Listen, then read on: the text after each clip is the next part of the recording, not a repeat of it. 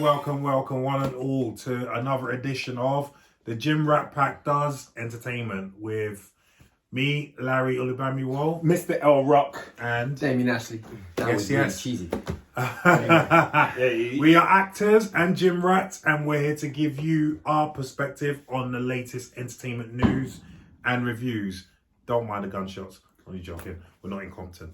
a different kind of ghetto. Yeah, you know what I mean? But anyway, so we have a few topics that we want to dive into. So let's begin. Right, first one. Yeah, first topic is Marvel's Eternals has the lowest critic rating of any MCU movie. That's shocking. Is that ever? At the moment, yes. In terms of the Marvel phase. Okay. Yeah. All the MCU movies. I'm talking about, it's not like taking into Blade and account stuff came before. Oh, no. We're talking about MCU. MCU. Oh, right. We're talking about MCU. Okay. And that includes Thor 2, which was a bit crap. Yeah. Iron Man 3, which was a bit crap. Yep. Yeah. So, let me... before I say why I think it is... Mm-hmm. No, say what you say. What you think? We ain't going first. You go first with this. Yeah. Yes. Well, first, let me read you the article. Radio. Righty-ho. So, this article comes from, I think, Screen Rant. And... Give a second. Eternals Rotten Tomatoes score drops the lowest of any MCU movie. Eternals' score on Rotten Tomatoes has dipped all the way down to 65%, which is the lowest of any film in the Marvel Cinematic Universe.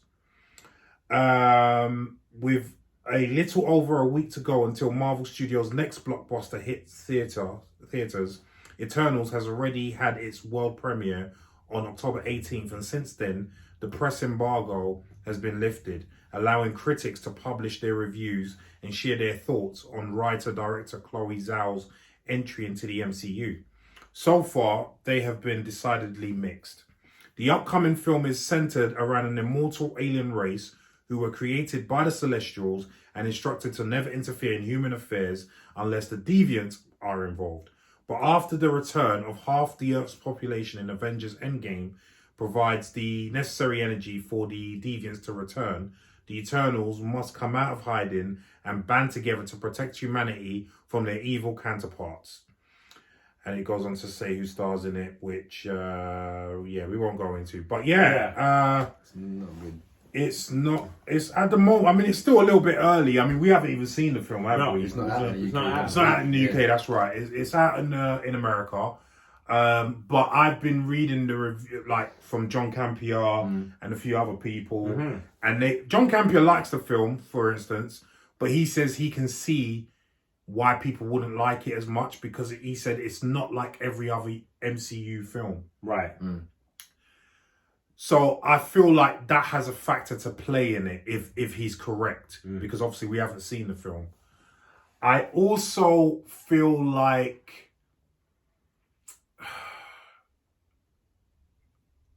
I feel like because the Eternals are not really known, and also I was thinking that. Yeah, because I'm thinking about the critic rating, because obviously an audience will be different. Yeah. But the critics will still be like an audience. Yeah. But they're looking for more how the film is put together.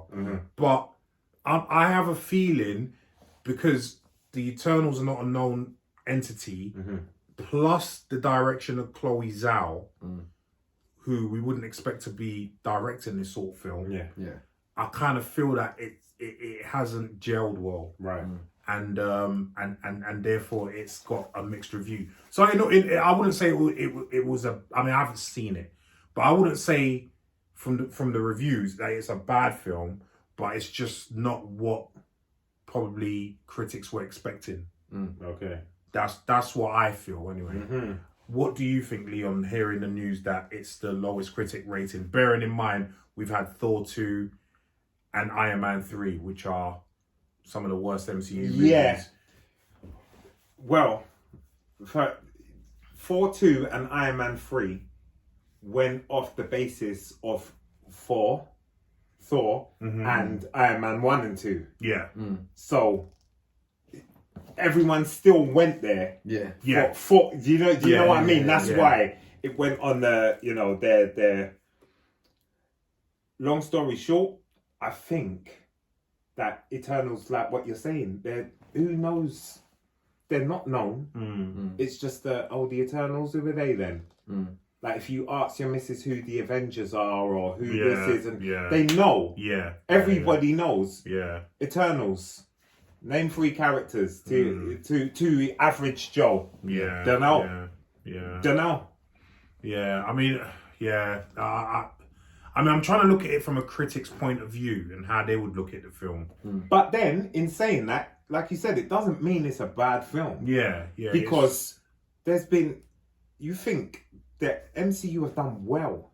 Oh yeah. The films have been amazing. Yeah. And they can't keep topping the last one. No. So someone's got to come at the bottom and someone's got to be at the top. Well, this is why this needs to be tempered slightly, because we say it's the lowest critic rating of any MCU film, but it's a 65%. It's 61 now. A 61. Well, if you'd ask a lot of franchises that would you accept your lowest critic rating of any of the franchise films to be 61%, I think they'll be okay with that. Yeah, fine with that. You know what I mean? Yeah. So It's just relative, isn't it? yeah, it's very relative. Yeah. Yeah, I think so. But not only that, them Rotten Tomatoes guys, they get it wrong sometimes. Yeah. Because I remember when they, do you remember when they slated Dave Chappelle for his last, was it the last one? Yeah. The thing one before that. The one before the yeah. last one. They slated it and it was brilliant. Yeah. And I don't know if they had an agenda at that point. Well, it's not Rotten Tomatoes. It's the or tomatoes. I mean, What's the it's tomatoes? it's the individual critics. Yeah. And to your point, let's remember another film that they slated. Man of Steel. And let's remember another film they slated. What's that? Apart from Man of Steel, because you're right, that was a brilliant film. Venom, the first one.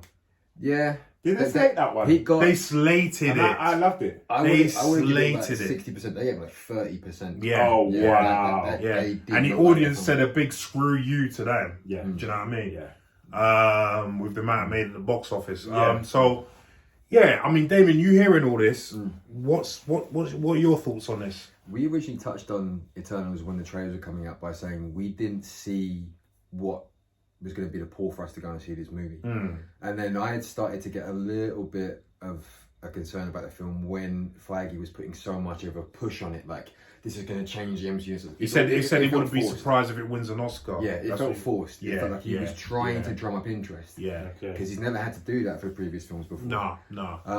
Then the other thing that kind of came to mind and I've been thinking about it more the last few days is the fact that you're introducing not just one new character. Like every single time they bring out a Marvel film, unless it's the Avengers movies where you group together all the established heroes, they're introducing a whole plethora of new characters. Yeah, a whole in team. one go. Yeah. And you're overstuffing it. Like you're not enabling yourself to focus on one central character which to drive the narrative. And this has even been picked up on a few reviews. It's like you've got all this great cast and then the film feels overstuffed. Right. And what you end up producing is all these tiny bits of narrative where you're trying to introduce all these new characters in essentially a 2.5 hour epic, but then you end up kind of like blowing your load on that and then not focusing on the core aspect of what the film is about. Yeah. There's just not enough time. No, and like from what I've seen of it, like the fight sequences which Marvel are getting to be known for now, especially after Shang-Chi pushing the martial arts aspect, it's like they've said that those are way subpar for Marvel, that the special effects for a Marvel film are underserving of what we're used to, and that to me says, right,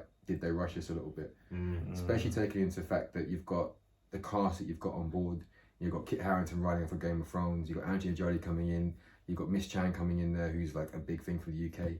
And then you've obviously got like, I'm going to pronounce his name properly, I can't pronounce his name. Camille Nanjiani. That's it. Okay. You've got him in there as well. Yeah. And it's like, you've got this, again, this very big ensemble cast. And it's like, have you done the wrong thing by introducing this team? Yeah, they've got Salma Hayek in there, Angelina Jolie, you said. Okay. And it's just it's mad. You've kind of introduced all of these guys at one goal, and none of them have had any guest appearances in previous films. Yeah. No one's had the time to get to know any of them. No backstories. Nah, it's like, here they all are. Here they all are. And everyone's gone, like, we don't know any of these characters anyway. Are we going to, like you said, like, we're going to be pushed to go and see these characters we don't know? Yeah. At the same time, it's like, well, we can't focus on one character because we've got all of them to focus on. Yeah. I don't know what they're about. And I heard the villain is very weak in it as well, and I think up until very recently, that was a big problem for Marvel. Yeah, very weak villains. Obviously, Loki. I'm in two minds because a lot of people say Loki's a very strong villain. I'm not sure about that. He's a better villain than most. I like Loki, but I like him, but I wouldn't say he's a strong villain. No. Right? His motivations are not... Like, for instance, for me, the two strongest villains in the MCU have been Killmonger and Thanos. Yeah. Those two. And then a close third will be Shang-Chi's dad. Leung. Tony Leung's character. That was... You know what I mean? Like, because there's nuances. You can't totally hate them. No. Do you know what I mean? You see where they're coming from. You might not agree with what they're doing, but you see where they're coming from. It's Benicio del Toro's quote when he got asked about doing the Sicario. They said to him, how do you... Like, they asked him a question during one of the interviews for the press, and they said, how do you connect with villains so much? And he says, it's not that I connect with him. He says that I have to find something about them that I understand their motivations. I have to make them human. He went, it doesn't mean I agree with their motivations, what they do, but I have to understand why they're doing it. And once you find that connection, that through line connection, then you can kind of make it real. Yeah. And that's what they've done really well with that Thanos. They gave him like motivations for doing what he's doing. He's not just a 2D bad guy that comes and I'm going to take over the world and kill you. No, he's got which will be coming up in one of our spoilers, but in here for something else. Yeah. But anyway, no, but he's got an agenda. Like and Killmonger. Even a non-black person could understand where Killmonger's coming from. Yeah, you know, you had your uncle kill your dad, left you in alone. Then you had to fight all this racism that because it was during the period of the Black Panthers. Then you know what I mean. Like, of course you're gonna be bitter, and then obviously because of all that oppression, you've now and you know where you come from. You now want to take over so you can restart the world. While I don't agree with that part of it, and the whole genocide part, you know what I mean? You can understand where that anger comes from. Do you know what I mean? Yeah. So, Whereas for me, Loki kind of felt like a spoiled brat. Yeah. He's just do you know what I mean? He's the embittered brother. Do you know what I mean? Embittered Dr. Brother. Yeah. Do you know what I mean?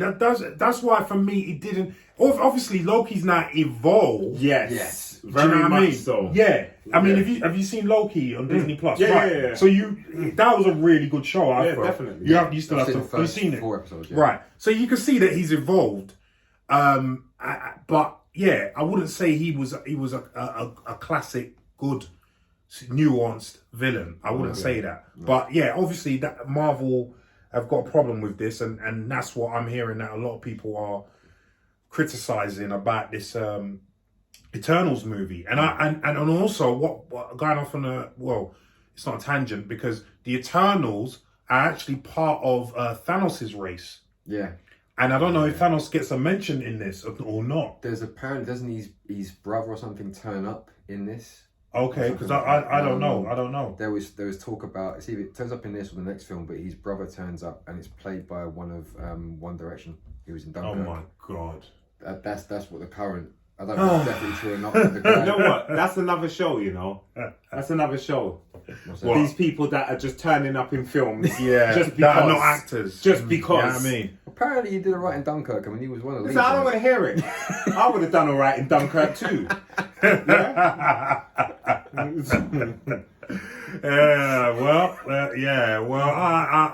We still haven't seen the film. Yeah. So we await to watch it, you know, and give our review of it.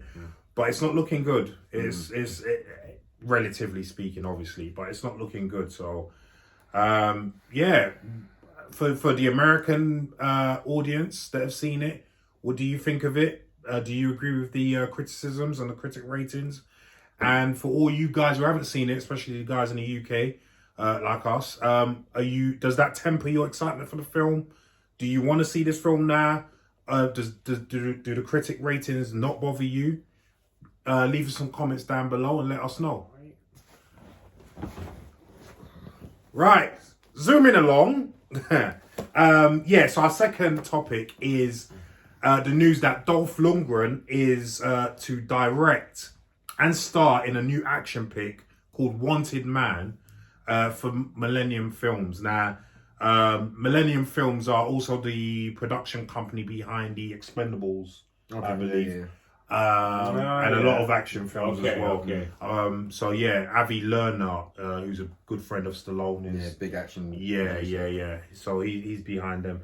But how old is Dolph? Dolph is probably He's got to be 70s. No, early Late 60s.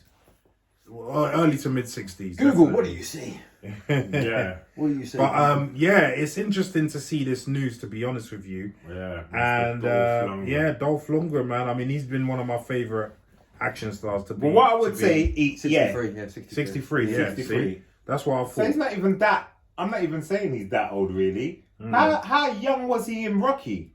He must be pretty young. Because how old Sly? Sly is 74. Yeah. So 74. he was a young buck in Rocky. Yeah, he was like, he could be like 21, 22, something like that. But did you see how he was built? Oh, like, yeah. back then. Yeah. For the time. He was on the Sarzol. He was also a Sarzol. Yeah, Was he it? was karate guy as well. He competed. Yeah, like he was Kyokushin karate. He was a black belt, like second degree. Yeah. So this article comes from Deadline. The Expendables and Aquaman star Dolph Lundgren is set to direct and star in action pick Wanted Man, which Millennium Media is launching ahead of the virtual AFM. Don't know what the hell that is. Lundgren has also penned the script. Wow. Okay. Yeah, we have to have some words about that. In Wanted Man, when a cartel shooting leaves several DEA agents dead, an aging police officer must retrieve an eyewitness and escort her across the borders. But when they learn that the attack was executed by American forces, he must decide who to trust. Producers, we don't need to know that. The film is looking to start production in February. Rocky icon Lundgren is currently in production on The Expendables 4, produced by Millennium, and Aquaman and the Lost Kingdom. Millennium is coming off of the Hitman's Wife's Bodyguard, Jolt, and Till Death. So, with the synopsis I've just read for that film, what does that sound like to you people? Because to me, that sounds a lot like Eraser, the Arnold Schwarzenegger film.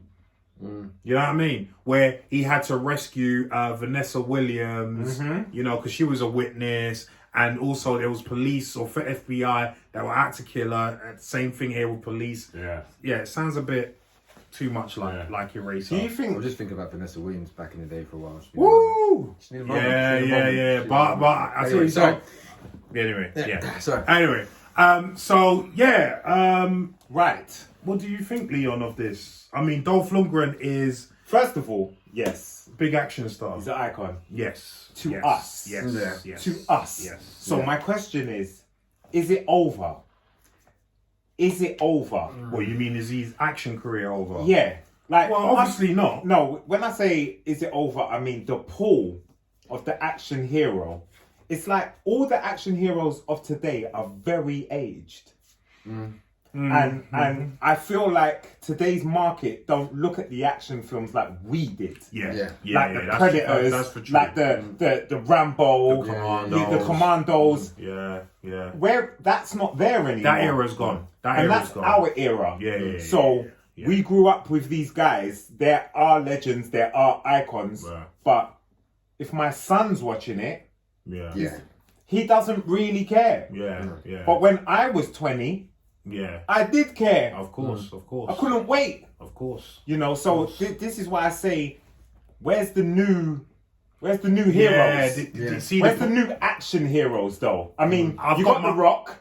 Yeah, but he's encompassing a lot of different genres. Yeah, he's not your action hero. A lot of the guys that you see in action films now are also doing a lot of different genres. Yes. And I think Go on, Dick. Wait a minute. I actually haven't finished. All right. I'm not going to Calm jump in. down, I'm not calm gonna down. jump in yet. I'm calm. Yeah. So my first point is it over? Yeah. My second point is after Rocky, he didn't really go on to do. I dispute. Yeah, No, exactly. Listen. I dispute that. How can you dispute? Because I know what you're gonna say. Yeah. Because I know what you're gonna say. No. Yeah, that's why he made the sound already. I think you know what you're gonna say. What am I gonna say? Because you're gonna say that he didn't really go on to do anything after that. Wrong.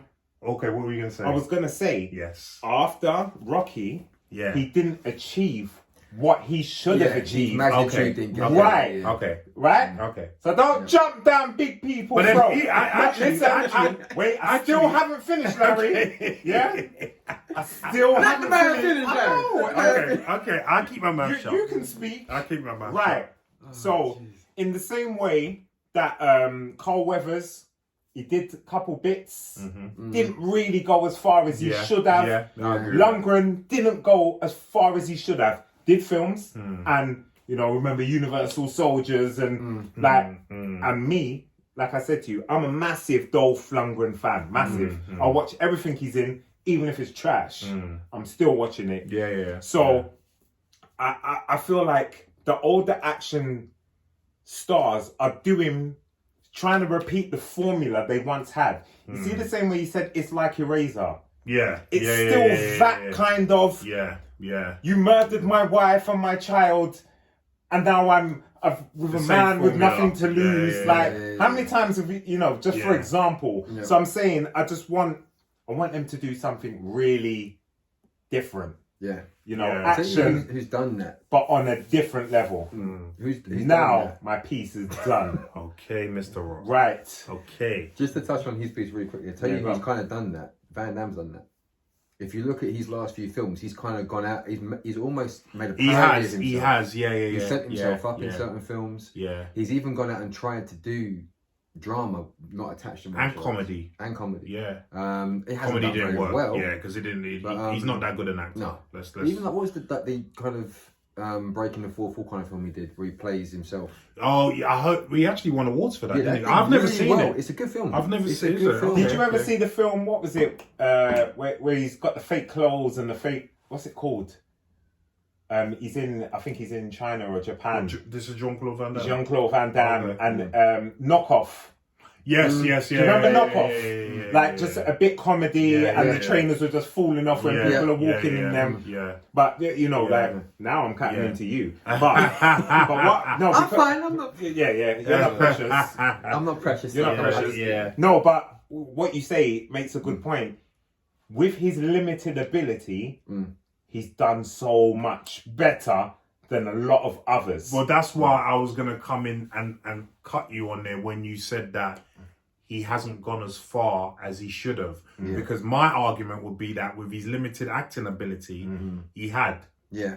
He had. Well, Dolph. Dolph. Like if Okay. Because he's not a good actor. Let's get it right. He has moments like we spoke about. It's like Yeah, and I was going to get onto that. yeah. I'll let you do that. He has a niche that he is very good at, which Damien, because me and Damien had this conversation a while ago. Yeah. And he has a niche, and you see it in a couple of films that he's done where he is excellent at. I just wanted more from him. I just wanted more. I know what you mean.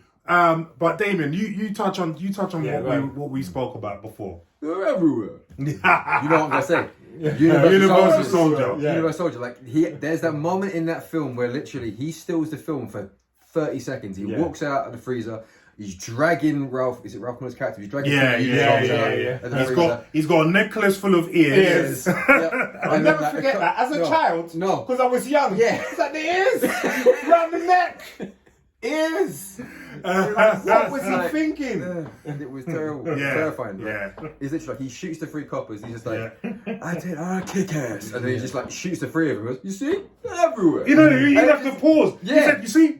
They're everywhere. And it's that moment. He plays the moment so well. It's like, he can actually hold the stream of charisma by himself. Yeah. And then he did He-Man. I actually have a soft spot for the original He-Man. I know I shouldn't because it's a guilty pleasure. It's a guilty pleasure. I loved Masters of the Universe. It's a guilty I'm pleasure. not gonna lie. It's a guilty pleasure. Evil Lynn, Skeletor. Skeletor. It is. Like my dreams came to life watching It's that. true. It's true. Yeah. I was sold that he was He-Man. Very similar to how we think of Marvel now. Yes. He was Marvel He-Man. films, should I say? He was He-Man. Yeah.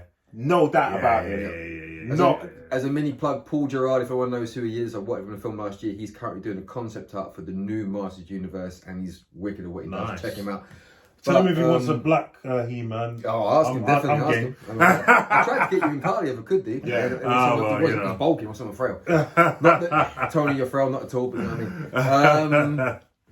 But yeah, it was one of those things with Dolph where he's had the opportunity to push himself, as Leon was saying, and he didn't get there. Like, but when you look at the small guest parts he's done, like even in Creed 2, I actually think that he did himself, like he served himself well in that film. Right. Because there's the moments where he's with his son, and he, like even the bit. Have you seen Creed 2? Yeah. Like the bits where he's at the table with Talia Shire, his wife, not Talia Shire. What's her face? Out of Beverly Hills Cop 2. Bridget Nielsen. Bridget Nielsen. Yeah. Is she in there as well? Yeah, she comes back. She comes back as his wife. And he sat at the table. She must be she's getting no work. Probably not. I don't know. But she sat there and she's left him. Yeah. And she's like with her new husband, and like he's kind of sat there asking to come back and asking for his son to get this fight. It's with like the head of the Russian Federation or whatnot. And she's just looking down at him, and he's almost looked upon like a pauper when he's sat at the table. And he plays those moments of stillness where you can see he wants to let everything go and just tell them where to go and like remember who I am. And he just plays the scene so subdued and so well. And I was like, if he did that throughout his career, he would have got more parts. But this is it.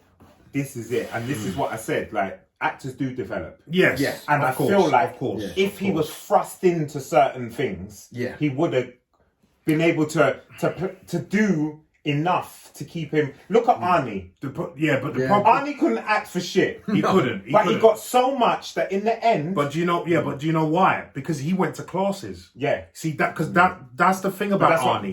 He will do whatever he has to do to make it, which included going to classes. He didn't care. No. I don't know if Dolph was that way inclined. And don't get me wrong, I could be wrong because he's a very intelligent man. He's got a degree. Two masters, PhD. In chemical engineering. Yeah. This is one of the reasons why I gravitated towards Dolph because, you know, he has a degree. I have a degree in pharmaceutical chemistry. He's a 6'6" guy. I'm a 6'4" guy. Yeah. He does martial arts. I do martial arts. And he was the first guy that I saw that was my size or near my size and my build because he was hench back in the day. I mean, remember Showdown Little Tokyo? He was fucking huge, right? And yet he was still he's still able to do the splits and look proper, and not awkward. No, not at all. No. So that's why I really gravitated towards Dolph Lundgren, and I've heard he's a really nice guy as well. Yeah. My thing with Dolph, as Damien touched on, we had this conversation about Dolph a long time ago, a couple of times actually, is that, as Damien pointed out, his best roles, because I'm going to mention another film that we mentioned as well, his best roles is when he's playing a psychotic guy. Yeah. It's when he's playing a psychotic guy. That's why they kind of brought him back for that in Expendables. Because remember, he's not all there he's in not Expendables. the full ticket, He's not the full ticket. They acknowledge that that's the parts where he looked his best. Yeah. Another film, apart from Universal Soldier, in which he played the same kind of mad guy, is Johnny Mnemonic. Yeah, but I was... the film is crap. But his part... Come to Jesus. You know what I mean? Like, I was like, this guy, he knows how to play seriously disturbed guys. Yeah. He really, he needed more parts like that. He needed more parts like that. They were there. That's why I said maybe not, because remember, he was always trying to be the hero. Yeah. And that's boring. He wasn't a hero. That just gets boring. He wasn't a hero. There was too many, at that time, there were too many guys out there like that. There was Arnie, there was Stallone, there was Jean-Claude Van Damme, there was Steven Seagal. He did Kindergarten Cop 2.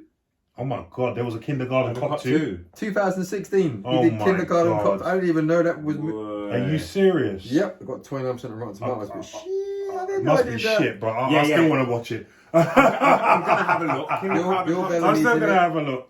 You know what I mean? No. Off on a tangent. Do you know his first role? Do you know what his first role was? No. He didn't speak, but you could see it was him. It was the James Bond film. Time to Kill? No. View to it. No, View to a Kill. That's View it. to a Kill. And do you know who got him the role? Who? Grace Jones. Was it Grace Jones? Yeah, because because he was. they Yeah. were together. They were dating. Yeah. So He was whiter than white, she was blacker than black, and they were making it happen from back then. Listen. As you always like to point, Every and Ivory. That's it. You know what I mean? You know what I mean? Ivory. But yeah. No, I rate him a lot in terms of his martial arts ability. Yeah.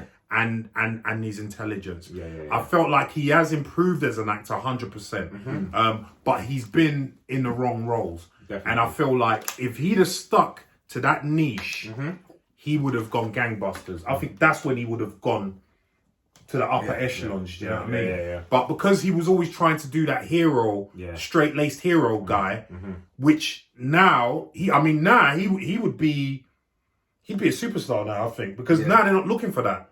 You know, they are looking for but everyone wants to be the bad guy. Well, now, But back then, nobody wanted to be. Yeah, because Arnie and Stallone were making the money, and they were doing that, being the straight hero. Yeah. Do you know what I The mean? thing was, people didn't really care about, and this is, try not to make a knock on them, but people didn't really care about layered characters when you think about it. The hero was like, can you hold a gun, shoot it, look cool, break someone's neck with your bare hands? Yes. There you go. Well, we're partly to blame because we were the audience that But we were You know what I mean? manipulated. We were made to believe.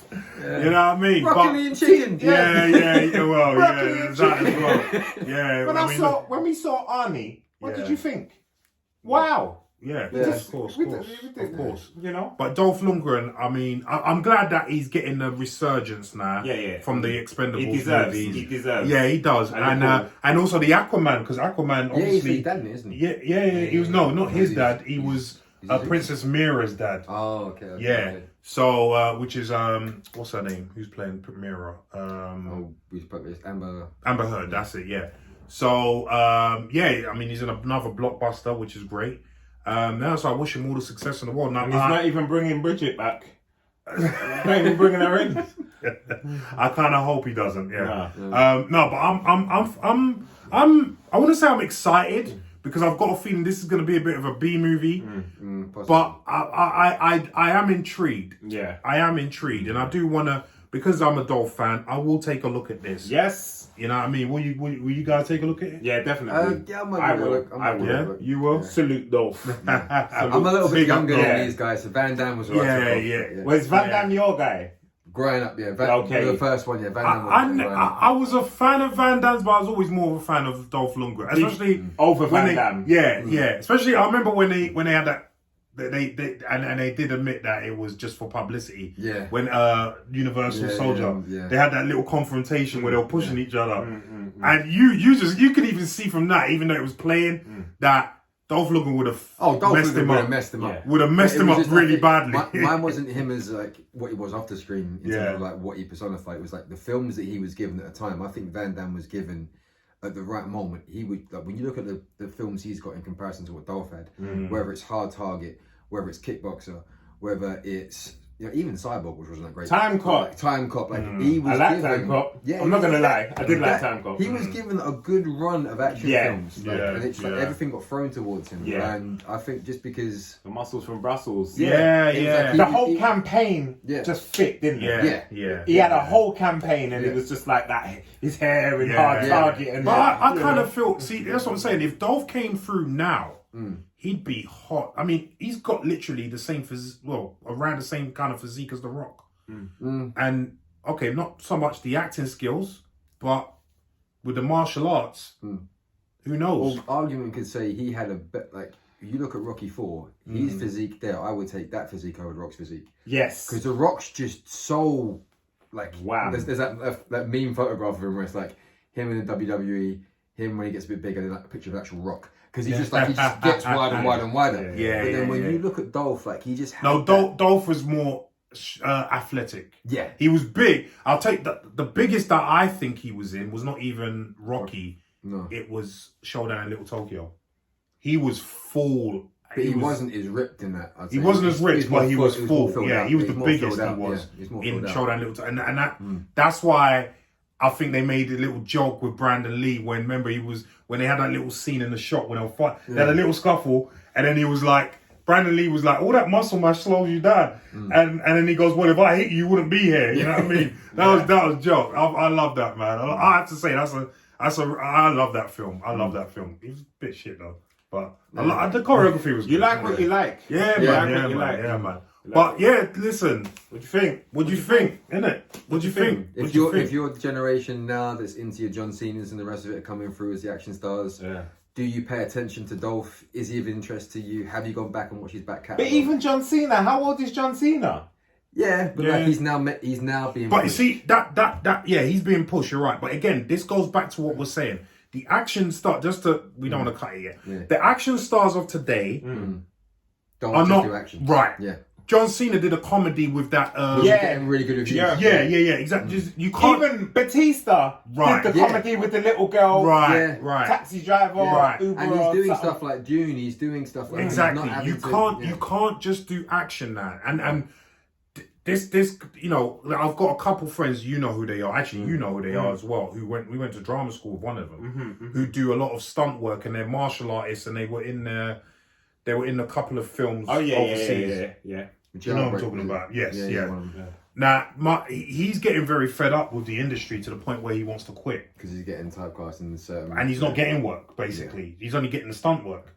And I've been trying to Risking tell life him and limb all that day. at the end of the day, you can't just pigeonhole yourself into martial art films because that niche is long gone. Yes, they're still popular, but as a mainstream niche, no.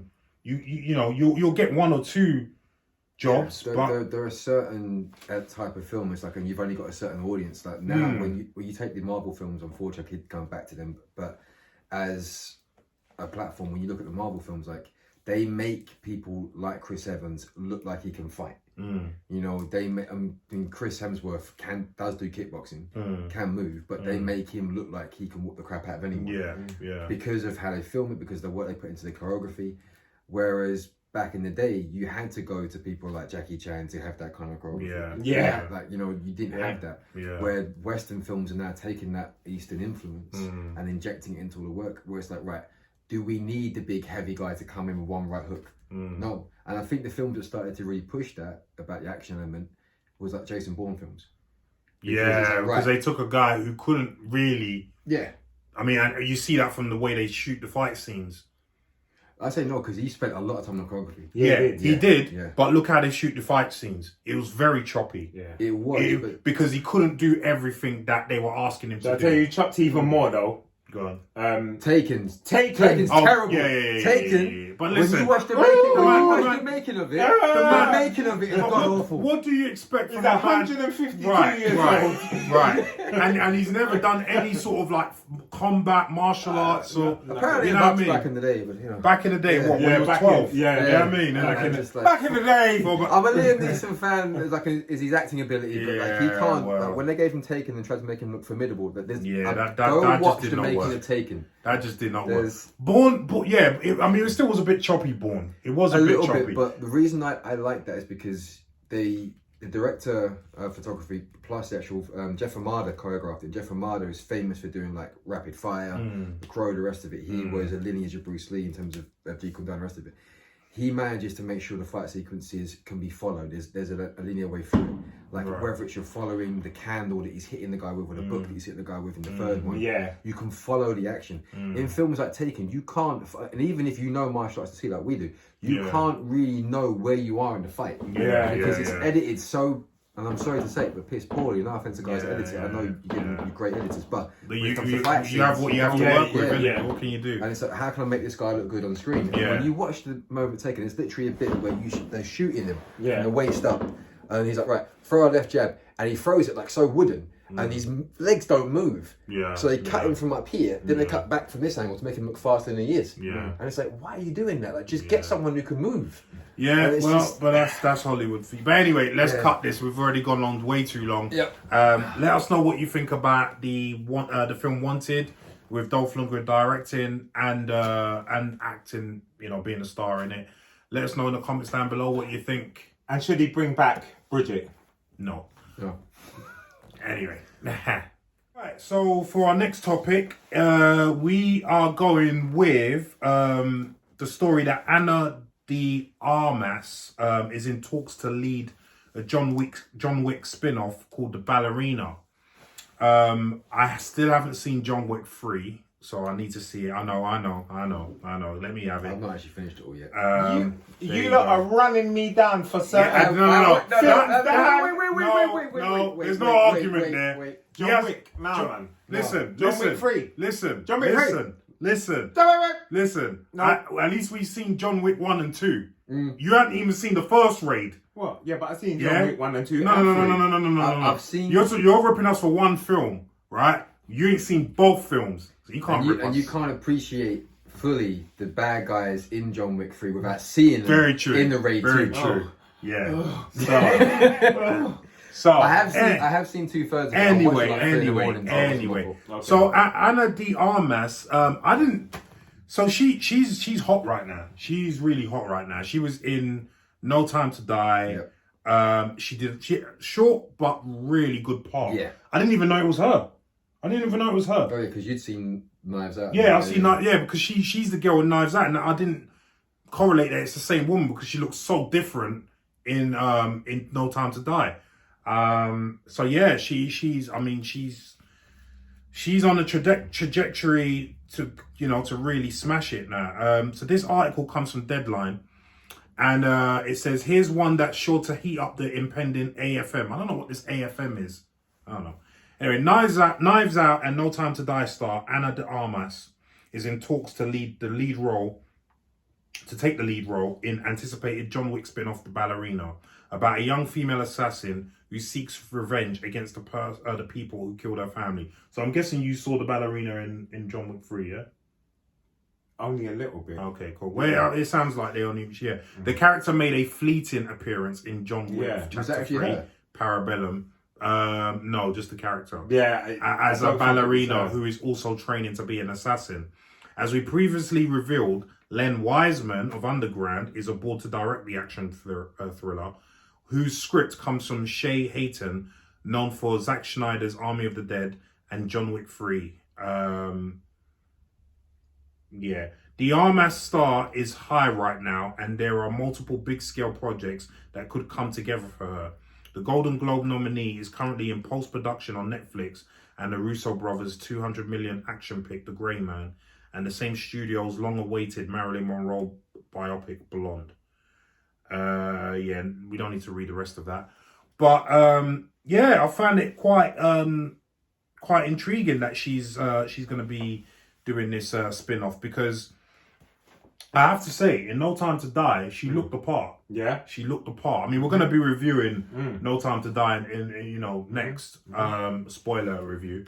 But yeah, she had a very small part in it, but she looked good, didn't she? Yeah, she still is that scene. Yeah. I think she holds up against Daniel Craig really well. Really well. It's literally it's not a fleeting scene. Like, she's got a good 15 minutes on screen. Something like that, yeah. But, and I'm wondering if she did the action parts as well. There are moments where you could possibly tell there were cutaways, but for the most part, it looked like she did the stuff. Like, there were a few kicks that you could see that she actually did. Yeah. I don't know if she's got a background as a dancer, because most dancers are able to pick up. Obviously, because they've got the flexibility to be able to, and the movement, the coordination to be able to do martial arts. Yeah. But no, she was good in it. Yeah, she was really good. So, I mean, have you seen Knives Out at all? Yeah. So you see how good she was in Knives Out. So hearing that and obviously you've seen John Wick 3. So what do you think of her leading a spin-off? I think she can, Yeah? Yeah, she can hold it. Definitely. Yeah. Because the same way you didn't even realise it was her, that's perfect. Yeah. I'd love someone to say, yeah, I didn't even realise that was him. Yeah. But my face is like big and noticeable, so I mean, all the makeup in the world, you're gonna say, I know that that's the brother anyway. You know them ones. But no, that's a compliment. Yeah. But, no, for real. You know. For real. But I think a spin-off will be good as well. I don't think John Wick can go any further. I mean, they're making a fourth one right now. Yeah. How much Oh, yeah, they can do but- after that is a bit. It starts to get stupid. Yeah. You know, I think there's only a small, so spin it off and let's go somewhere else, different But direction. Mel This- Gibson was being in like a spin-off. I show, heard TV that as show. well. Yeah, Mel Gibson being in a spin-off yeah. TV show of John Wick. Of John Wick, yeah. You see, this is when I don't like, just to go off on a tangent, this is when they take a franchise that's working and they try to do all sorts of madness with it.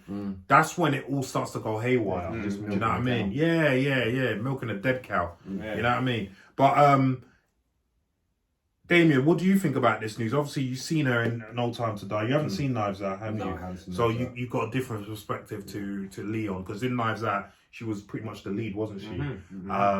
What's your take on her, leading a John Wick spin-off?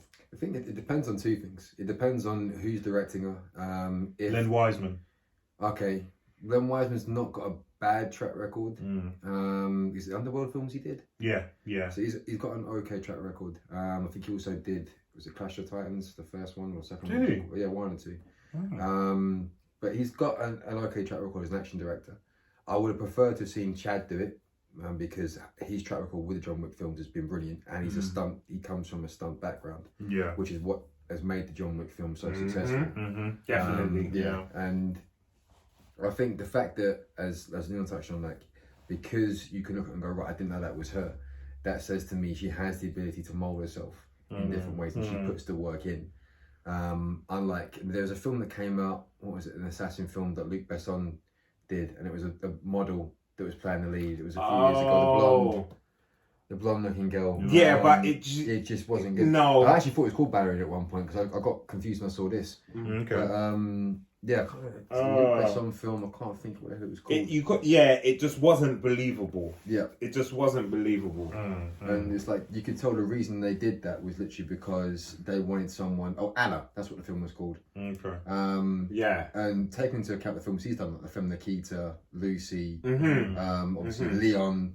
He knows how to do films about female assassins. And when we saw that, I was like, that doesn't sound good. But had she have done this, I'd gone, okay, I could see that having legs because of her ability as an actress. So I reckon it's dependent on who they've got on board doing the choreography, who's writing it. I mean, looking at the cast for The Grey Man, that looks like a sick film. So and the budget's been given as well. So she's definitely hot right now. You said that she's definitely on the way up. 100%. So this could be a good film for her. Again, Launchpad. Yeah, 100%. I mean, more. I mean, as you said, Leon, I saw her in Knives Out. I really liked Knives Out. It was a completely different film to what we I'm would used to usually. see. Yeah, me too. Yeah, the whole ensemble as well. I mean, you've got Chris Evans from Captain America. You've got Daniel Craig. Jamie Lee. You've got Jamie Lee. You've got Christopher Plummer. You've got Michael Shannon. It was a crazy cast. Yeah, it was. And it all worked. And she shone. She still shone on with those caliber of actors. She still shone. And she as well. Huh? There's Lakeith in it as well. Yes, Lakeith Stanfield. Bloody hell. Lakeith Yeah. shut there because we were talking. He's an up and comer as well, man. Yeah. Lakeith Stanfield was in there as well. She managed to shine despite all the big actors in there. And like I said, I didn't even realise it was her in No Time to Die when we were watching it. I didn't even realise it was her. So she's shown me that she's capable of pulling off action. So like you said, with the right director and the right script and the right choreographer, I've got no qualms in seeing her in this, and think and she will do a good job. Yeah, man. So. Yeah, big up Ana de Armas. And, there you go. Salute. Yeah, man. We're looking forward to seeing you in the ballerina. Do your thing, kick some ass, guys. Yeah, do it. So let us know what you think, guys. Have you seen her in Knives Out? Have you seen her in No Time to Die? And if you have, are you looking forward to seeing her in the spin-off of John Wick, the ballerina? Let us know in the comments down below what you think. Right, our last topic. Moving on from Ana de Armas is a spoiler review of No Time to Die.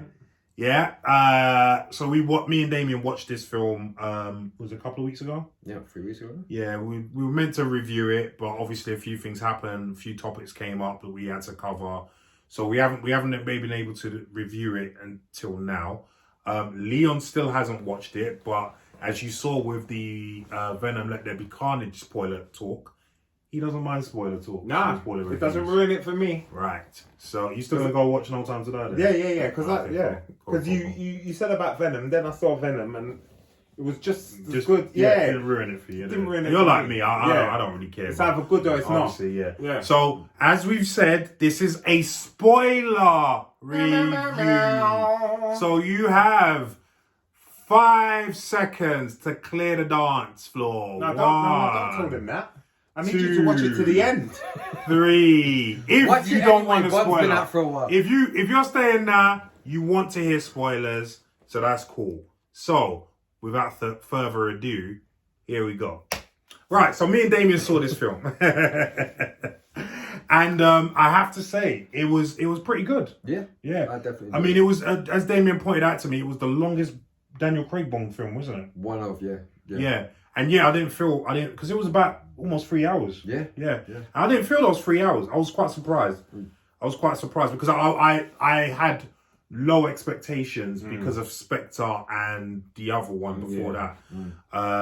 So I was pleasantly surprised with how much I enjoyed the film and how the pacing of the film went. I think there were a few pacing issues. I think I said we that. spoke about that. Yeah. In the middle, when I think when he catches up with his ex-lover, and he finds out he has a child and all of that. But yeah, overall, I have to say, the pacing was okay. What did you think? Yeah, I've actually really enjoyed it. I think out of the Craig span that he's Yeah, done, I was just about to ask, would you say it's the best one? No. No, it's not the best one, but I'd say it's in the top 3.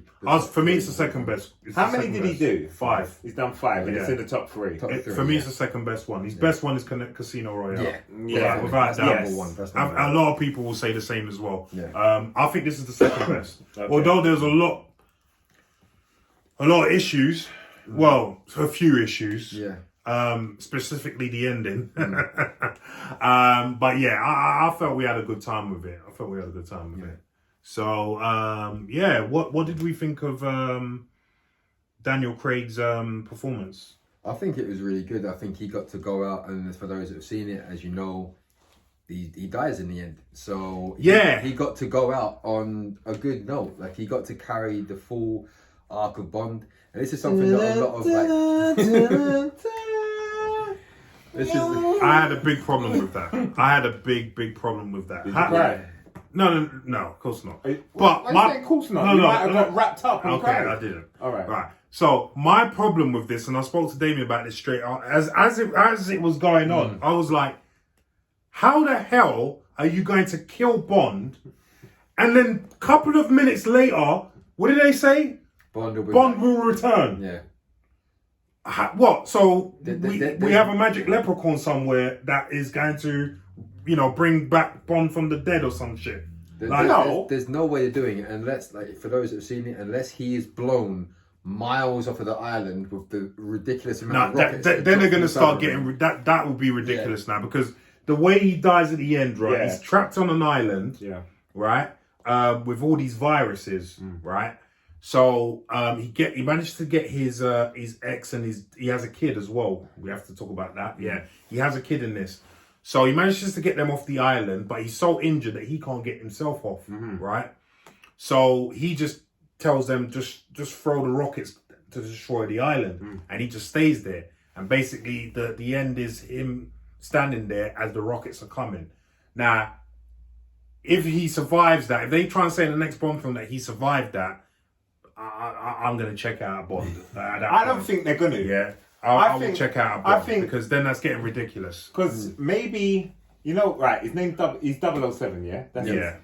Is his name James Bond? Yes. Yes, that's what it's supposed to be in the books. It's supposed to be. I was just wondering if they were going to try and make it replace we're gonna give you your James James Bond. They can do that with the number 007. Yeah. James Bond is actually his name, so they can't do They that. touch upon that in the film itself when they actually replace him with Lashana Lynch. Lashana Lynch's character, because she takes over the 007 moniker, but she's not obviously Bond. Yeah, which I actually thought her role wasn't that bad. Good. Yeah, she's good in it. Like, I had initial concerns about that, because I was like, they're going to basically force it in. But she holds her own against Craig. She has a lot of good moments in it. Yeah. She kicks some serious ass. Yeah. And she almost has like this stoic quality to her, which is like you don't normally get. And I was like really, really impressed with her in the film. Yeah. And it wasn't, because a lot of people thought that, she's taken 007's number. It's going to be this woke thing, and but she actually gives it back to him in the end. Remember, she actually, because they have a rapport, they work together, and then she actually goes to M, who's Ralph Fiennes, and says, I want him to have his number back, because he gets reinstated. Oh, right. Yeah, so he gets reinstated, and then she goes, I want him to have his number back. So it's not as bad as people were making it out to be. Do you know what I mean? Yeah. So I quite liked it. I felt they could have done more of her. Yeah. You know what I mean? Yeah. I felt like she was just there to kind of show that a woman can have the 007 number as well. Yeah, which was the you know what I same. mean? Tick in a box. It was a tick box. I felt it wasn't that way. organic. Yeah. It was a tick box. Well, it wasn't. It wasn't. Like, it wasn't organic in the sense of why they put it there, but how they did it was, like, she didn't feel forced in. Okay. There was a natural kind of breed of how she moved through the film. Okay. It had ebbs and flows and it worked. Okay. But that, not so much with Rami Malek. Yes. Yeah. That was my big problem with the film. You've got a fantastic actor in Rami Malek. Can I just say that? Based on him being in it, was that more for Paul than Daniel Craig. I have to admit, because he is one hell of an actor. Yeah, 100%. And what Damien is alluding to is that his villain role, we were talking about this with the Marvel movies, it was literally, I'm evil. 2D. I'm evil. That's why I'm doing this. Like, he has this amazing, that his introduction is brilliant. Yeah. So how they introduce him is horrifying. Yeah. Because it almost, because it's Cary Fukunaga, it makes sense of how he introduced it that way, because of his Japanese background. But he introduces him in almost like a Hammer horror way, because it starts off as this house out in the middle of nowhere, and James Bond's ex is a kid at this point, right? Yeah, it's like a hark back to her when she's growing up. And literally, you see someone walking across the snow, and they disappear. And all of a sudden, like, this little girl was walking through the house, and mum's sleeping on the sofa. So, go away. I'll wake up in a minute. And then as she looks up, there's just his face looking at her through the window, and he's got a mask on. He's like, who the? Is that guy? And it's really frightening. And then he slowly gets his way into the house, because they've got these security devices that start to go off, and the girl's running around the corner, and it has this very kind of entrapment feel about it, and it builds a lot of tension. You actually you caught. I never thought of it as a horror sort of a scenario. But you're right. It does build up. It changes the style for a Bond. It's true. I didn't think of it like that at all. But then once you go past that, after he reintroduces himself to her when she's growing up later on. With Leah Seduris's character. Apologies if I got your name wrong.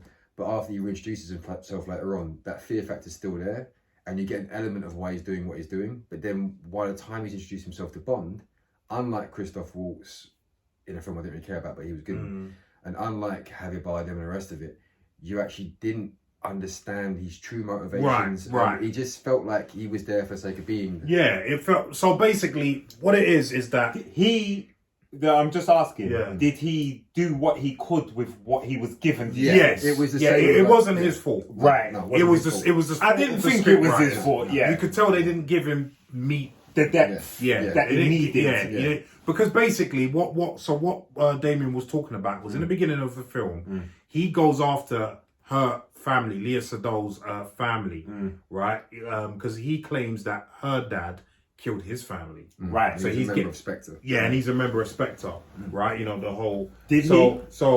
Yeah. So he goes to kill their family. So the dad's not there, but the mum's there. He murks the mum like ruthlessly. Yeah. Then he goes to murk the girl.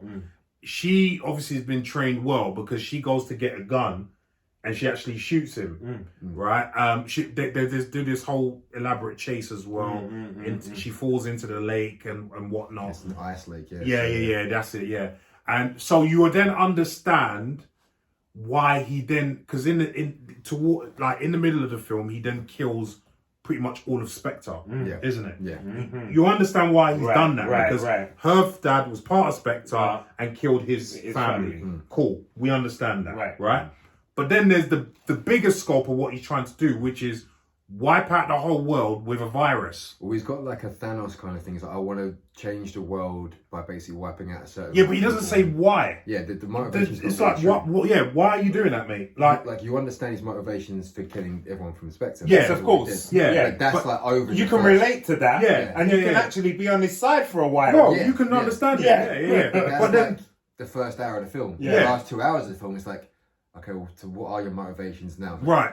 I want to take over the I world. want to, because I can, basically. It becomes almost like he needs a cat in a chair to turn around. Yeah. I've been expecting you. Yeah. It becomes that. It's like... You just don't understand why he's doing what he's doing. Like, what's the end game? Like, why are you doing that? Yeah. Do you know what I mean? So and again, it was a waste of a villain because especially with an actor like Rami Malek, they could have done so much more with him. Like similar to, like you said, even though they were shit films, Christoph Waltz smashed it. You know what I mean? He actually has more of a presence in this film than Rami Malek, and he's not even a villain. He's only in it for literally like 10 minutes. Wow. And so it showed me that they didn't really do. I don't. Maybe they didn't have a proper plan for Rami Malek. I don't know. But me and Damien were literally sitting there as the film was going on, saying to ourselves, they're doing nothing with him. What's this? What a waste. What is a waste? What a waste. Even when he was on the island with the virus, we're like, why? What's the point? Like, what is this about? What is this going? Now, this leads me to think that there was the issue. That's why Danny Boyle came off. Yes, because he was originally supposed to direct. And that's you could be right. You could be right. They brought in a new writer, a female writer, to basically inject and change the Phoebe Waller-Bridge, to rein and change some of the motivations for the character, which you can see, and it works because you do. And I'm probably of the small minority of this one, but I actually like the fact that they humanised Bond. They didn't make him the chauvinistic male that he's always been portrayed as. It was like they grounded him. It's like, right, he can have a family. He can care about life. He's not just like, I get the girl and I blow up the world, I save the world, and then I have a martini. It's like, no, actually, he has. Yeah, he's nuanced, and they gave him. So yeah, we need to mention the kid part because I know that surprised you. So as a kid. James Bond's probably got kids all over the world. Well, probably, yeah. He has fathered many. Yeah. He weren't walking around with condoms. I'm telling you, like they're on a boat in the island. Yeah. He's the Boris Johnson of that children. Oh, Mojo. But yeah. So you remember in the last film, Spectre. He gets Leah Sado, and they carry on their relationship into this film.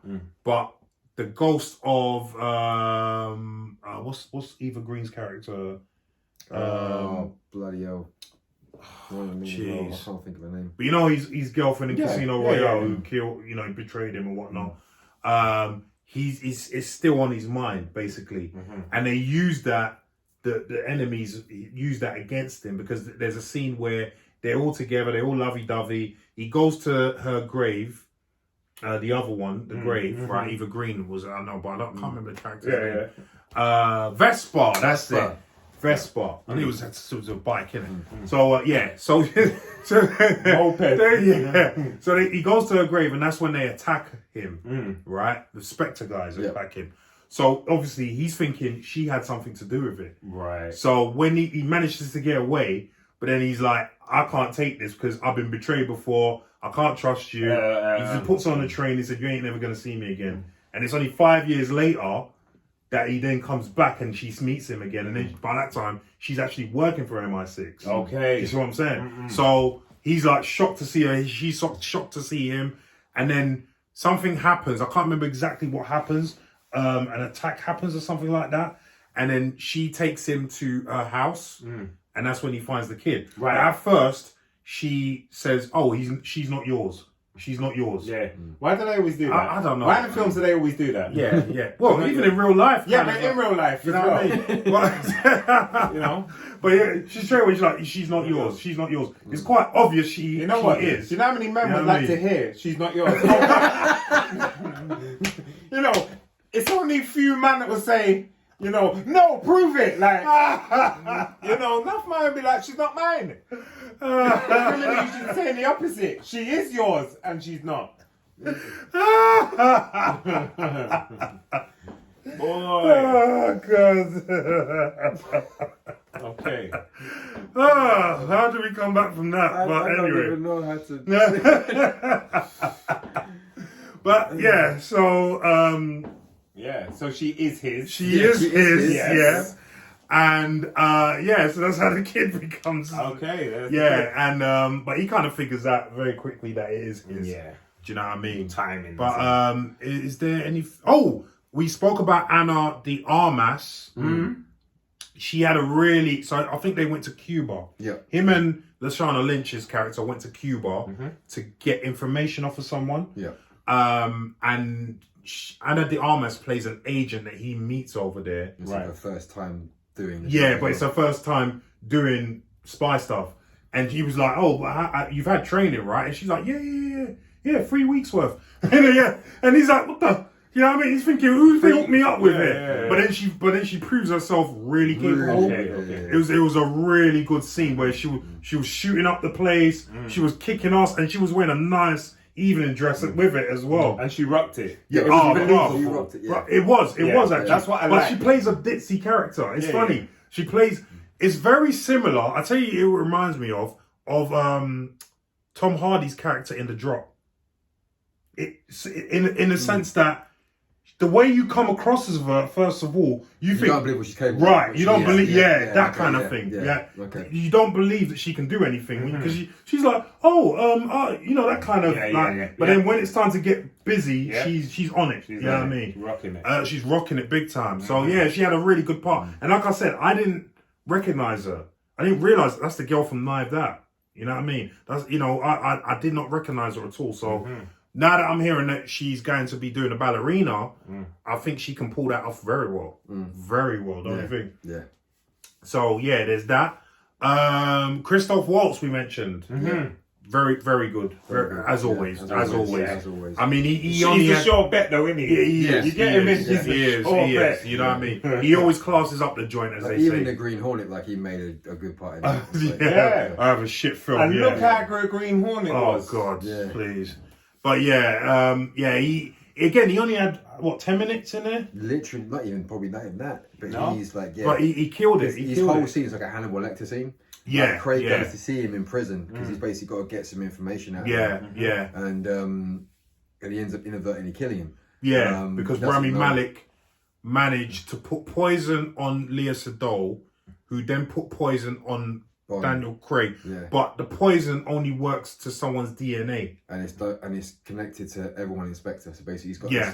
how they've done it is very wow. the way it's quite far fetched to It is very Yeah. far fetched. But he's interrogating one bit and he gets pissed off by what Christoph Waltz says. Like he touches his buttons, he kind of pricks his nerve. Yeah. He just goes for him, and everyone who's outside Grabs his throat, doesn't grabs his he? throat. Yeah, Everyone yeah, who's yeah. outside, like watching through the two-way glass, is like, no, and he lets him go, kind of like calm composes down. himself, and then he's like, looks back and he's like, oh shit, and he's like, Yeah, and he's he's like, just dead. oh, I didn't kill him. I didn't mean to. He's like, oh no, the poison's on my hands. Yeah. But the 5 minutes that he's in, the 5 minutes. The poison's on my hands. But like the 5 minutes that he's in is he's really He good. steals the show. Okay. Steals the show.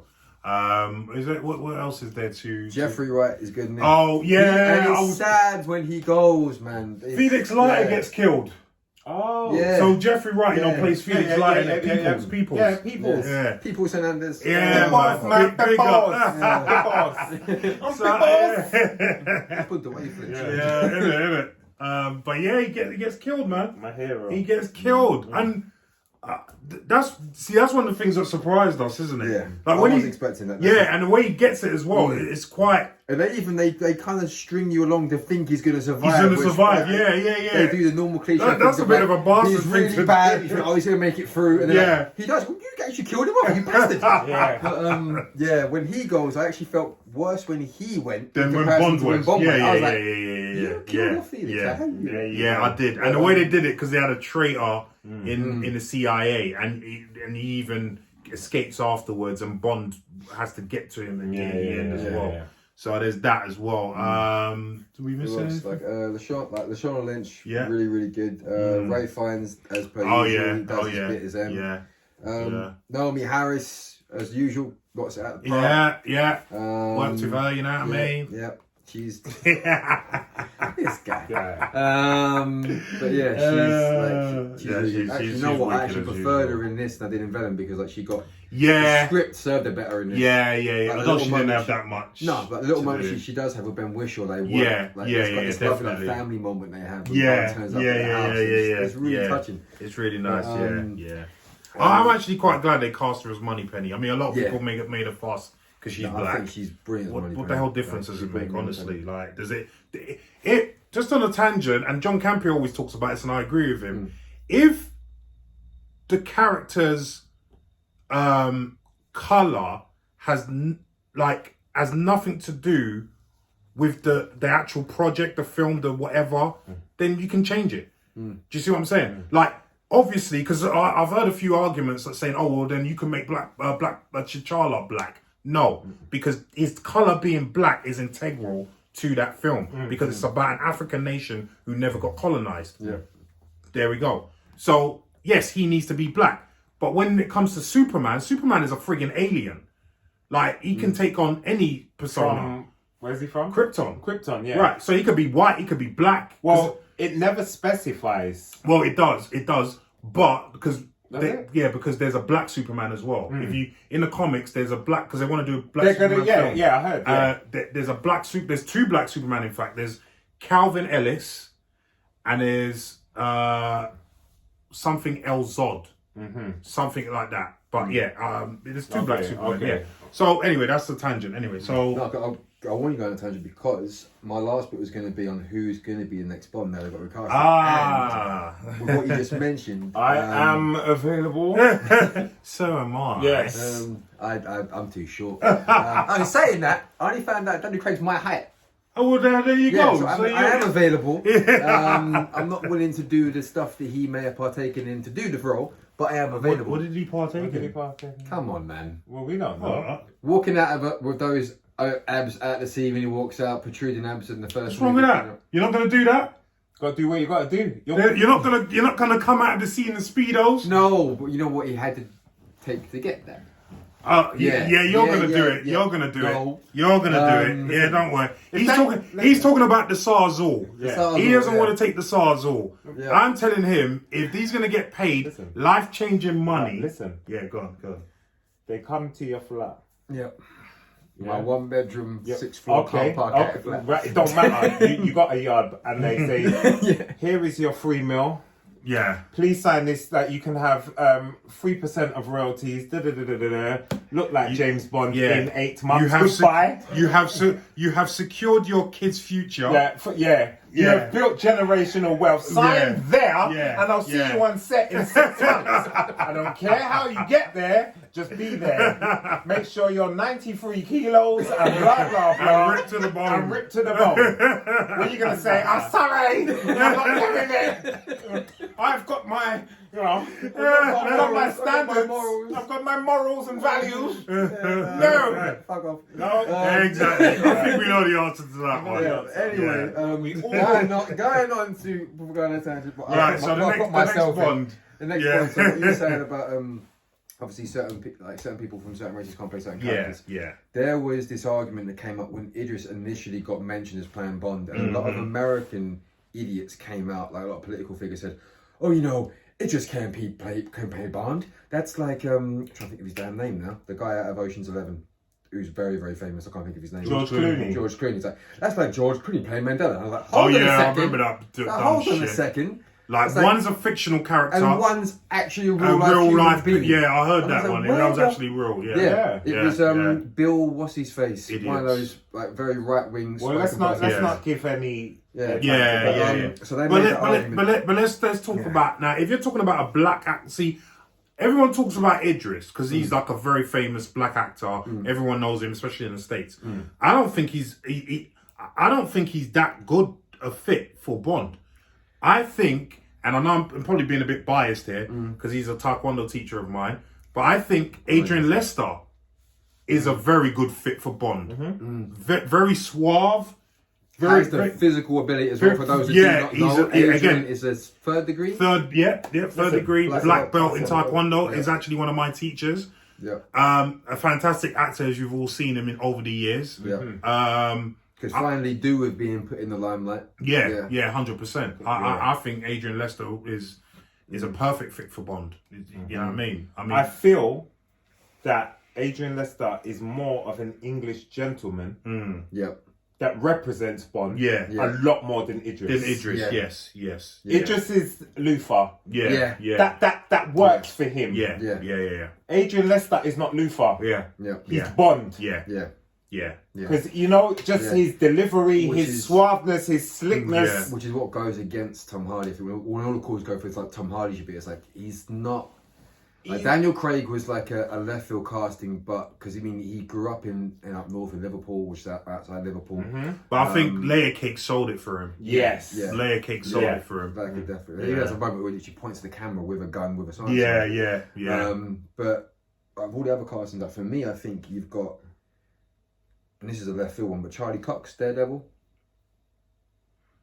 British actor. Maybe. I never thought of it. That's why I'm like, Yeah, I You look at him in Stardust when he's got his hair up. Listen, I didn't think he could pull off Daredevil, and he did a fantastic job. I wouldn't keep him out of the running of Bond. I think. Well, but there's another one who was the runner-up to Daniel Craig, Henry Cavill. Yeah, I was going to say Henry Cavill next, but the only thing is he just feels like too much of an obvious choice. And it's just like, he did The Man from U.N.C.L.E., which obviously was a bit but like, he just feels... He was in Mission Impossible as well, wasn't he? Yeah, Mission Impossible as well, with the CGI Tash that took out in... But I still think he'd make a good Bond, and we'd finally have a very hench Bond. Someone actually did a CGI rendered face swap with him and Timothy Dalton. It's on YouTube at the moment, and they put him on it. It kind of works. He actually does look like Timothy Dalton's younger son. Hencher son. Yeah, like Hencher son. But he would work. The one that BBC were actually pushing this narrative, because I don't know if you noticed, but whenever BBC did a countdown to the news, they used to show the Daniel Craig like on the Hollywood streamlight. When talk was being made about who should be the next Bond, Idris was being shown during that 10-second countdown. Right. And then they also had Tom Hiddleston being shown. They kept flipping back and forth. I heard Tom Hiddleston's name mentioned a couple of times as well. No, I'm not keen on him doing it. Yeah, I can see why. What's your reasons for it? And I still haven't seen it yet, but even when I just saw the trailer for Kong, I didn't buy him as someone that can deal with... I have seen threat. Kong, and he is quite good in it. Okay. But my thing is, he's too synonymous with that Loki character to now do Bond. Do you know what I mean? Because some of the people that we've mentioned, they're not synonymous with any one thing. And if you notice how they've picked Bond as well, none of them wasn't synonymous. The only one that was probably synonymous with a certain character was Roger Moore in The Saint. Yeah, everyone knew him as The Saint before, but everyone else that really wasn't really synonymous with a certain character. And I kind of feel they might continue in that vein. That's why I think Adrian Lester has an outside chance if they're going for a black Bond. I don't think Idris really does have a chance. As famous as he is and as well known as he is and as much... I just don't think it would work. I think it could work because he is a fantastic actor. Yeah, no, but I'm just... But at the same there's time... better options, that's all. Yeah. Can he do it? Of course he can do it. Especially if you're going to go down the black Bond route. Yeah. Again, I think Adrian is the unsung, I think so. underrated... I think so. Underrated actor. If you're going to go to the black option... I think first. it's Adrian Lester. Him first. Yeah. And the only thing that he has going against him is his age. Yeah. But he does not look his age, and believe me when I tell you, he does not physically perform. Let me tell you with his two age. things. First of all, Black he looks don't cry. a lot Okay. younger than Daniel Craig. Yes. Yes. A lot, Yes. and that's from the beginning of Daniel Craig. Yes. He looks a lot better. Yes. His fighting ability is 10 Second- times second I can to tell none. you that for Right. a fact. Yeah. Right, and there you go. Yeah. Like that's it. We're not Yeah. doing the age Yeah. thing. So we're promoting Adrian Lester right Yeah, now. You're yeah, hearing yeah. this. Adrian, I'm going to send you this video just to show you that we are promoting you. Next Bond. Look, if Liam Neeson can be 162 and be taken, yeah, do you know what I mean? And he man. looks 152. Yeah. Do you know what I mean? Yeah, 100%. So yeah. But so Next what Bond. are we saying anyway about the No Time to Die overall? Overall, I'd say Casino Royale, I'm a bit different for you. Skyfall, then this, then Spectre, and the other one. Yeah. Because, Quantumous of whatever it was. Yeah, Quantum of Solace. crap. Yeah. Quantum of foolishness. But yeah, it was. Quantum of it's suck your mother. Yeah. Well, I'm gonna say View to a Kill. Wrong era, mate. But anyway, I yeah. put it in the top three. It was yeah, a good send yeah. off for Craig. Yeah. I liked it. I enjoyed it. I enjoyed it. I just didn't like the ending. I think a lot of people wouldn't like the ending. But yeah, it's a good film. For me, it's the second best Daniel Craig Bond film after Casino Royale. Yeah. And when are you going to go see it? I don't know. Mm-hmm. I don't know. But like I said, James Bond. Nah. Well, it's doing all right in the box office, so Yeah. But it will do. yeah. But anyway, that is our spoiler review for No Time to Die. Please let us know. Who you think should be the next Bond? Yeah. Please If let it's us know. Andy Peters, then say. No, please, God, no. Not Andy Peters. No. If it's what's his name? What's the cook? Who? What's his name? Who are you The talking chef. The black dude. about? Ainsley Harriott. Ainsley Harriott. What, is he on something? I think so. Who's he coming out with these obscure names? I think I know why you did the Andy Peters one. I know why you did that. But Anyway, let us know who you think should be Bond. If they go the black route or, continue with a white Bond. Let us know what you thought of No Time to Die. Did you like it? Did you not like it? And let us know what you thought about the individual characters that were portrayed in there. Drop us some comments down below and let us know. Adrian Lester. Yeah. Now, before we go, we want to give a big shout out, don't we? I don't know. Are you talking for me or are you talking for you? Okay, you talk. No, you want. I have no idea. I don't know what you're talking about. He's the one that suggested it to me. You wanted to give a big shout out to one of our one of our audience members. Yes, that I did. That was commentating on a lot of our videos. Yes, I did. Go ahead, man. Yemi, Babatunde, big up yourself. Staying engaged. Thanks for the support. Love as always. Let me tell you something. I'm going to tell you this now. Got some merch coming. I'm going to hook you up. Yemi. I'm going to hook you up. It's a t-shirt with a photo of him. It ain't. We salute you, Yemi. We salute you. And because he's Yoruba, Baoloa. Yeah. What yeah, he yeah, said. Yeah. Please. But yeah, no, we salute all our supporters, but especially Yemi. He's coming out supporting us, comments, likes, and so on and so forth. So supporting the cause. Anyone Yeah. that's supporting the cause, nothing but love. And please continue to support us. We've got a lot of plans. We've got one coming up now. Tomorrow we're going to be watching the 4K restoration of the first Blade movie in a cinema somewhere in London because we don't want to be mobbed. You know what I mean? We like our private life, don't we, lads? Yes. Right. So we will be doing a review. We'll be doing reviews of old films, older films, not old films. But we will start with Blade. Well, a better film to start with. Yeah, exactly. And so we will bring that to you in the next couple of days and start that segment off probably every week. Yeah. So we've got that, and we've got a lot of other things that we are planning to do, but we need pipeline. your support. So please continue to subscribe, like, share, comment on the videos, And also, guys, please turn on your notifications, because we've noticed that a lot of you that have subscribed are not getting the notifications. That's right, isn't it? Don't talk to them like that, you know. Please, if you wouldn't mind, could you turn on your notifications. Okay, We really I'm appreciate sorry. it. Yeah. I'm sorry. And also, for those that are like, commenting, for Don't listen to this. I got this cheeseburger, man.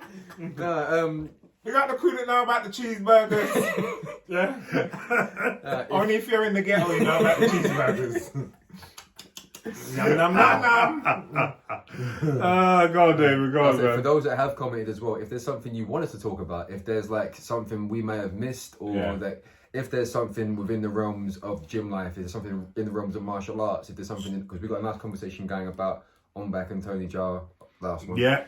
If there's something you want to talk about in upcoming films or stars or whatnot, who you want to play by, whatever it is, drop us a comment and we'll bring it up on the show. We may even try and invite you on to talk about yourself. So please let us know. Well, 100%. that inviting you on will come with the Patreon. So again, that's another one of our plans. So, yeah. Yeah. But that's it from the Thegymratpack. So until the next time, sayonara. What? Nothing. Oloshi. Tell him, Yemi. Tell me.